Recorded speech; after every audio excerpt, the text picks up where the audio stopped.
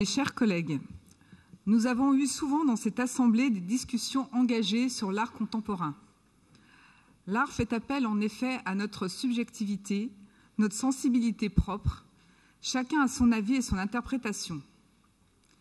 Néanmoins, cela ne devrait pas nous diviser lorsqu'il est question de renforcer l'accessibilité à la culture en exposant, par exemple, des œuvres en dehors des lieux de diffusion habituels, de renforcer l'équité territoriale en matière d'accès aux œuvres, de faire dialoguer des œuvres avec une architecture, de soutenir une culture vivante grâce à ces artistes plasticiens.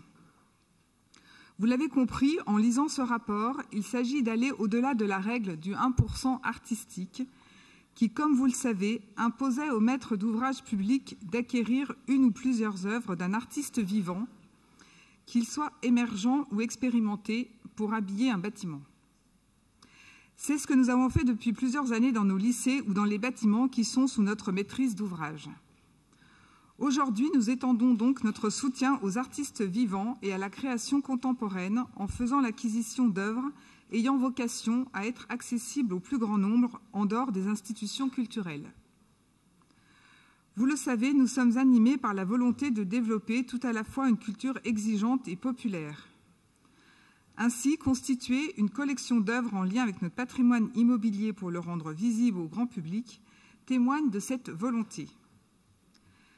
Avec un tel fonds d'acquisition d'œuvres d'art, l'ambition est donc de favoriser l'émancipation de jeunes artistes formés ou installés sur le territoire régional, mais aussi de les faire connaître le plus largement possible. Créer et doter un tel fonds dès 2022 de plus de 900 000 € est l'illustration d'un engagement fort, concret et j'irais même jusqu'à dire audacieux. Incontestablement, nous pouvons dire oui, en Auvergne-Rhône-Alpes, on est une grande terre de création contemporaine. Merci beaucoup, N'en Madame déplaise à Laforêt. l'opposition,